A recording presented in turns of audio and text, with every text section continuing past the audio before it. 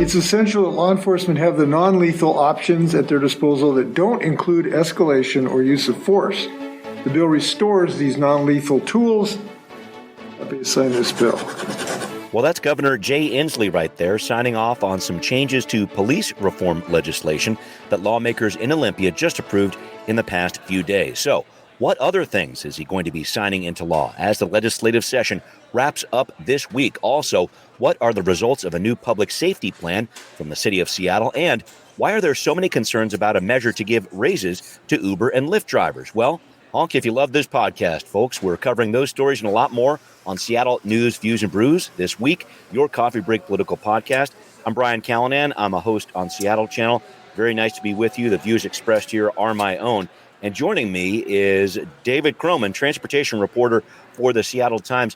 David, I wanted to make sure I checked in with you here. It sounds like there might be a plant crisis going on at your home. I've noticed a little angst on the Twitter feed there. What's going on, man? Well, no, not so much a crisis, but it's just, I start a lot of plants around this time of year, and yeah. I put a lot of emotional weight on their success. Yeah. So everything's going okay so far, but plants have a way of dying, and so I'm scared what'll happen to my mood if they do. I see. All right, well, hang in there. We're thinking good thoughts for you. And one of our thank you, David, as always, for joining me. And thanks to our patrons. I did want to point this out. We had Alice join us as a patron over the past week. Thank you very much, Alice, at the $10 level. So we will be sending her very own Seattle News, Views, and Brews coffee mug. I grabbed one. David's got one, too. Thanks, man, for making it happen there. And our Mug Club members are featured on our Mugshot of the Week. And this is what I'm talking about, David. Our patron, Eric, he of the Backyard Chicken Coop here in Seattle. Eric is promising a full tour of the coop very soon. When that Too Hot for C-SPAN video comes our way, we'll make sure that you're all able to see it. But another wonderful photo sent in for this week. Thank you, Eric, and thank you to all of our patrons. If you listen, please do support the show, would you? Seattle News, Views, and Brews on Patreon. We're on Converge Media 2, the video version of the podcast, on Converge Wednesday nights at 7. All right, let's get going here with Right Here, Right Now. Well, David, the Seattle City Council has a number of things on the agenda this week, but I wanted to start at the state level because the legislature's short session is wrapping up this week. And for a 60-day session during an election year where we don't normally see much action, a lot of stuff is going down this week. I want to touch on a few issues, and if we could, police accountability to start with. So the legislature has passed two measures clarifying that officers can get involved in behavioral health crisis situations, and also they can use less lethal force. But two other measures are going down to the wire here. When officers can detain someone for questioning in what's called a Terry stop, when people might be trying to flee from an investigation. Another is when officers can use pursuits, potentially lowering that threshold. David, some thoughts about what's happening with these bills and police accountability maybe on a larger scale? I mean, a few of these bills were viewed as basically, fairly broad support for clarifying some of what was done last year, and those are the ones from police agencies as well as advocates, right? Right.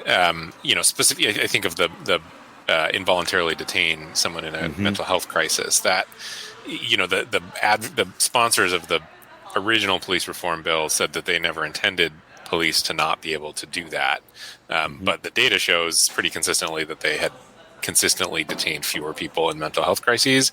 There was some debate over whether that was a fair reading of the law or not, but regardless of that debate, it was happening. Statistics showed, and so that there wasn't a lot of opposition, or it was fairly agreed upon that they should make explicit that police are allowed to involuntarily detain people. But some of the other measures, especially by progressives in the legislature, and folks outside of the legislature, those go a little bit further than I think just clarifying some of the reforms of last year. And so, what we're seeing with some of the, around Terry stops and vehicle pursuits is if those pass and where they have passed so far, they're doing so with a kind of mix of Democratic and Republican support. Like Democrats alone wouldn't have been able to pass these because the progressive wings of the party don't support some of these measures. So that's kind of interesting. That and I think is sort of a reflection of some folks kind of reading the political tea leaves a little bit and feeling like the support for some of these measures is not as strong as maybe they had thought towards the end of the 2020 summer. And so even the fact that some pieces of this reform legislation were allowed to come to the floor is interesting, because usually in a Democratic controlled Congress, usually these pieces of legislation probably wouldn't even make it to the floor if they couldn't pass with full Democratic support. So the fact that leadership in the Democratic Party is letting these come forward, knowing that it'll have to pass with a combination of Republican and Democrats is kind of interesting. So we'll see where that pans out, and also talking a little bit more with some of these different police agencies from around the state that want a little bit more agency, I guess you'd say, in terms of when pursuits start and things of that nature. So we'll see what happens with that one. But David, I know there's another piece of this that you're following closely. I'm going to hold off on that Uber and Lyft piece until the end of our show, but just looking at this overall transportation package that the state is working on here, $16.8 billion, that controversial gas tax measure we were talking about last week has been taken out. Have state Dems figured out how to fill that hole, or what's going on with this package? There's a decent chance things will change between when we record this is true. It publishes, because things are very dynamic right now. But it's interesting. When this package was first unveiled a few weeks back, it was kind of viewed as this thing will probably sail through pretty quickly, and it's got all this Democratic support. But then, as you mentioned, a lot of pushback to $2 billion out of $16.8 billion around this proposed tax on fuel being exported from the state. And so that got too hot for Democrats. They have dropped it, but now they're kind of in this mad dash scramble because they don't want to cut from their package. At least they're not saying they want to do that yet. And so they're kind of in this mad dash scramble to find something to replace about $2 billion. So first they looked to the Public Works account, which is this trying to avoid getting too deep into the weeds, but is this account that basically is, there are tax dollars coming in specifically to set up like really low interest loans for local governments to take out and do, put in a new water main or what, pretty unsexy public works projects. But stuff, right. And so they proposed that, and that also ran into kind of a buzzsaw of opposition because it is a really popular program at the local level across all political spectrum. So that seems to be on its way out, if not already on its way out. And now they've kind of turned to this other account, which is tax revenue for toxic cleanups. Again, not to get too weedy, I mean, on its surface, it sort of sounds like they're taking money directly from toxic cleanups to pay for transportation. In practice, it's a little more complicated than that because it involves kind of swapping funds from one place to the other. Kind of complicated, but this is also not, we're not hearing resounding support, at least not yet, for this either. I was sort of expecting we would hear something about a deal on this at the end of last week or maybe over the weekend, but we haven't yet, which makes me think they're having a hard time figuring this out. And they only have 3 days. As we're recording this show, just 3 days, you bet. That's it's not a lot of time. And so, folks, I urge you to keep an eye on what David's writing in the Seattle Times here, because I know he's going to be tracking this, and many things will be changing over the course of this week as the legislative session wraps up on March 10th. So thank you for touching on those pieces with me, David. But I did want to move back to the Seattle City Council at this point, because there's an interesting meeting happening this week for the Public Safety and Human Services Committee, headed by Lisa Herbold. It's going to hear about the search for a new director of the Office of Police Accountability. Now, as you may recall, folks, Andrew Meyerberg left the job at the end of last year. He's now the Director of Public Safety for Mayor Bruce Harrell. I'm interested in this, David, just because I think about all the things this new OPA director is going to inherit. Some complex questions about how and when officers use ruses and disinformation, as they did during the CHOP protests in 2020. There's also the consent decree process that's reared its head again. How officers use force, that's actually getting reviewed in a separate meeting this week, too. And then we have this tenuous situation with SPOG, the Police Officers Guild, 15 months and counting without a contract. I guess I'm just trying to figure out this big question. I know the mayor is too here, David. What kind of person is the right fit for this job of OPA director? Yeah, I mean, there's not a lot of precedent, because I think there only have been 3 of them, I want to say. Okay. And so, each person that has come in has sort of taken a different approach to this office. Meyerberg, he's a lawyer, and I think sort of approached it in a very lawyerly way. Which I think kind of rankled some folks who wanted to see him maybe push the boundaries of that office a little harder, whereas he, and maybe this was all he could do, it's up for debate, but he treated that office very much in the bounds of what he felt the office was authorized to do. Right, And even more than that, sometimes when he would recommend discipline, he would do so kind of with an eye towards what could actually be sustained and held up by an arbitrator down the road. And so kind of took it in a way of like trying to do the most with what he felt he had, which you can understand why as a lawyer he might take that approach. But I think on the other hand, it may have frustrated some who want to see a more aggressive investigator in that role. And so, for me, the question with OPA for me is always like, because no matter what, people are going to be upset with the director, whether it be the police who are being investigated for discipline and feel it's being too aggressive, or the public who wants to see more aggressive enforcement on police officers. And for me, I'm never totally sure if their frustration is actually with the director or just with the office and how it's built. And again, because we haven't seen that many people actually hold that office, I'm not sure exactly how far an individual could take it in any one given direction. You're right. When you talk about the three-headed entity there of the OPA and the Office of the Inspector General and the Community Police Commission, we haven't had that on the books for that long. So seeing how this evolves with the Harrell administration, I think is going to be very interesting.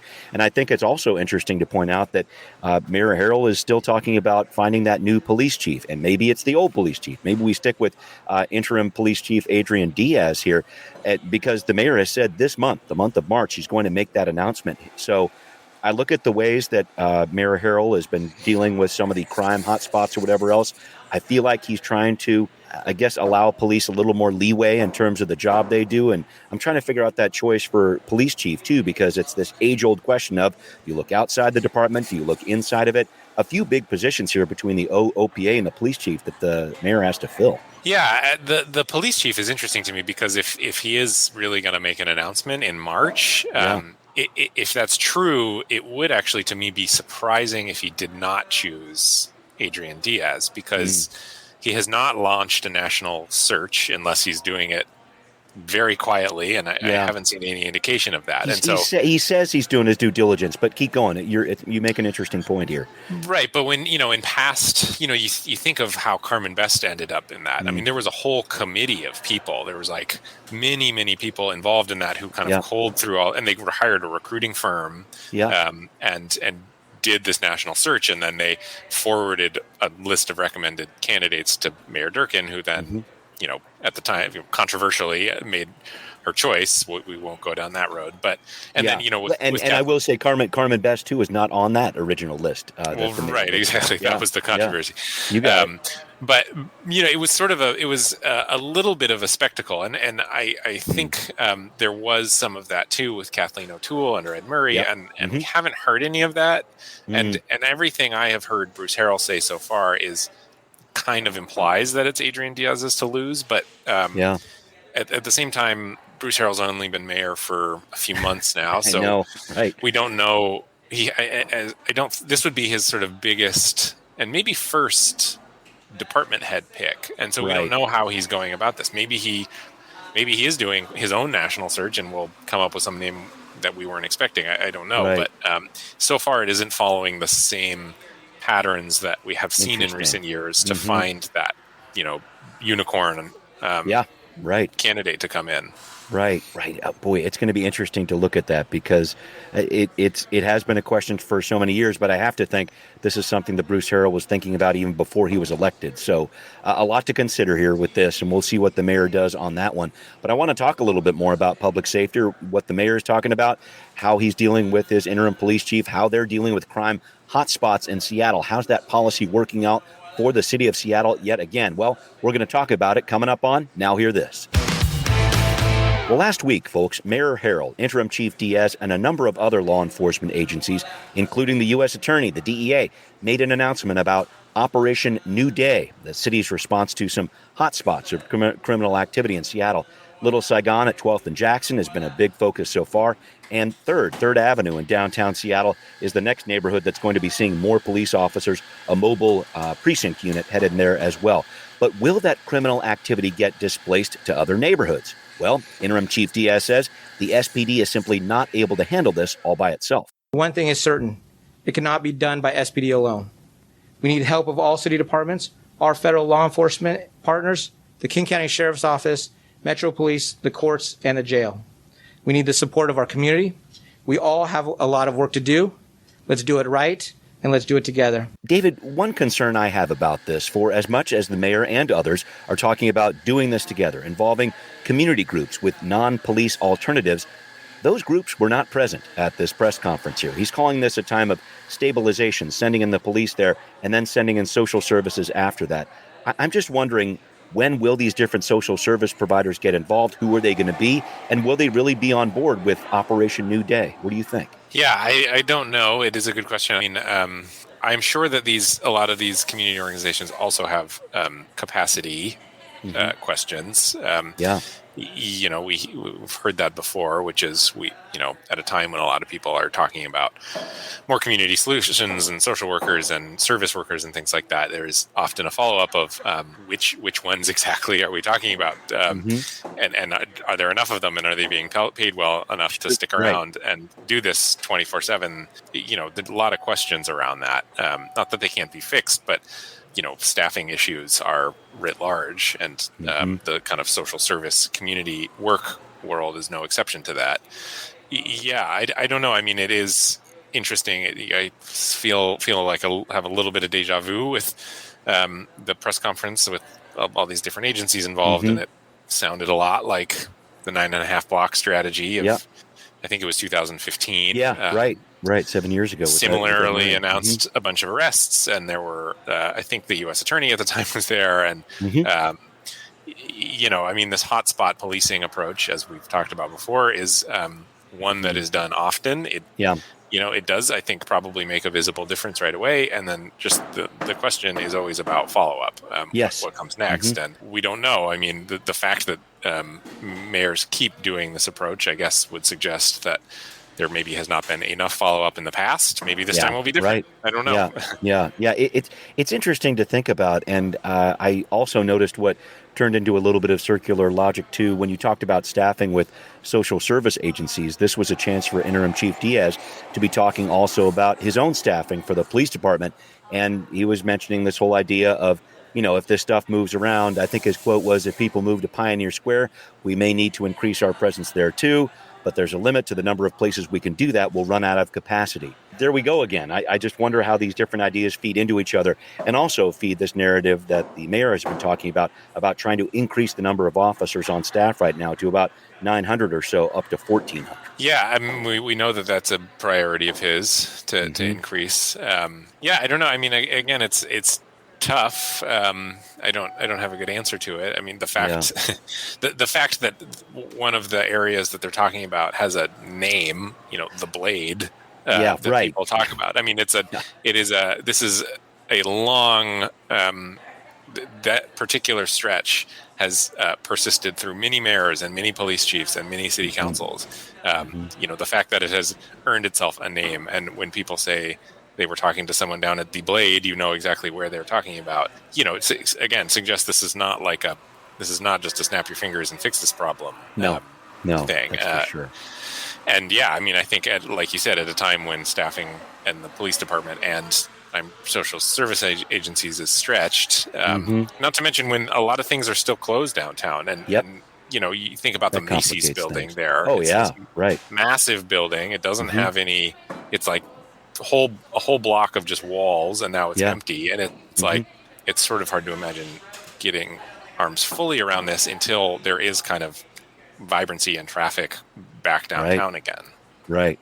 It's such an interesting two pieces coming together here when it comes to transportation issues, when it comes to public safety issues. But looking at that 3rd Avenue bus corridor, that's a big part of this conversation, too. And you're right. When we see those traffic volumes start to come back, it's going to be a very interesting situation there. But I did want to talk about that when it comes to businesses in the Seattle area, because this was another announcement last week about this, helping out small businesses with something called the Capital Access Program, $8 million in loans set aside for small businesses. They can take out $150,000 up to that, 4% interest. This money coming from the city's COVID recovery funds here.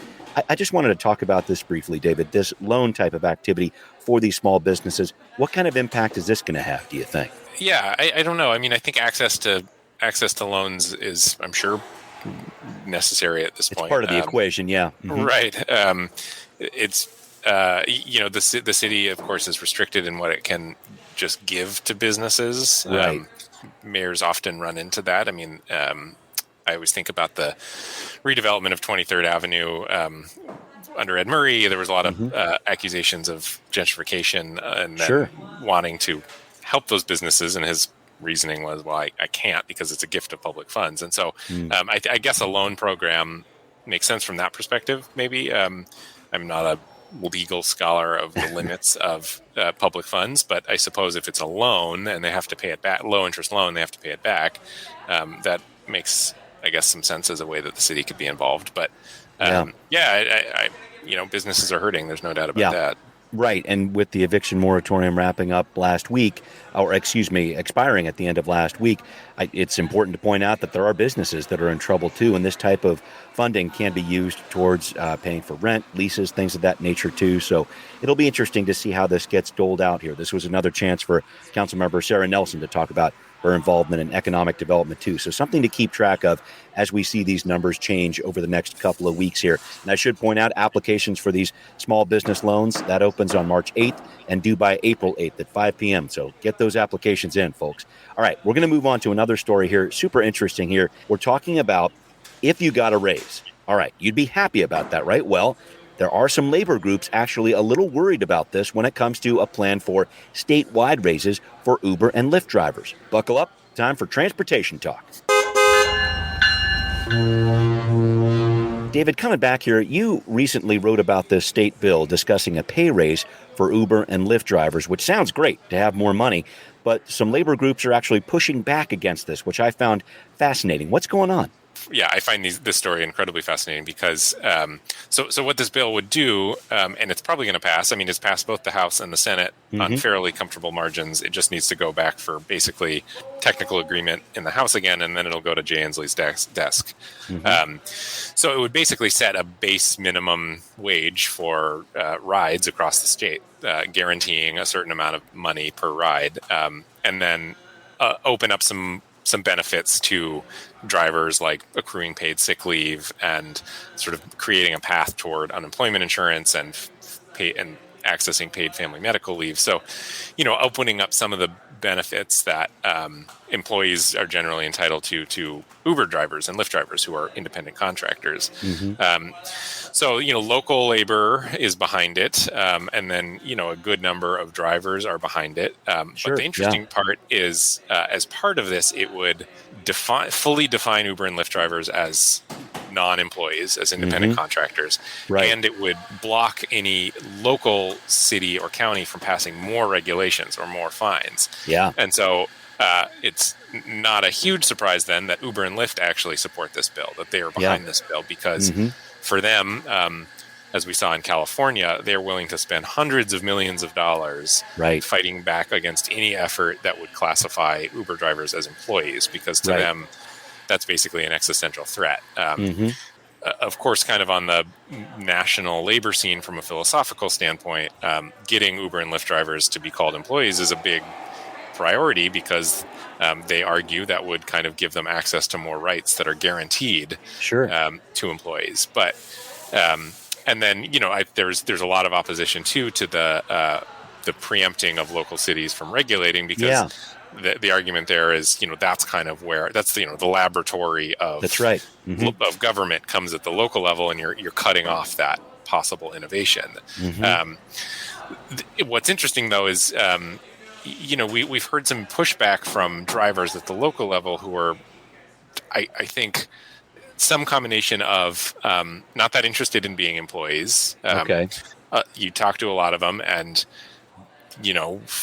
true or false, are under the impression that becoming an employee would make their lives less flexible. That's why they took the job, to be flexible. Sure. Yeah. And then also the argument from backers of this bill is, look, the conservative counties in Washington state are not about to pass a bunch of regulations on Uber and Lyft. They're not about to give guarantee minimum wages. So who are you to criticize our approach when we are expanding these benefits statewide to places that we're never going to do any kind of regulating? You got it's really only Seattle. And so, it's this really interesting combination of kind of this broad philosophical concern that bills like this are putting all of us closer to becoming permanent gig workers and depriving us of the rights that come with employees versus a lot of the workers who look at this and say, screw your philosophical opposition. This gives me more money and I want more money.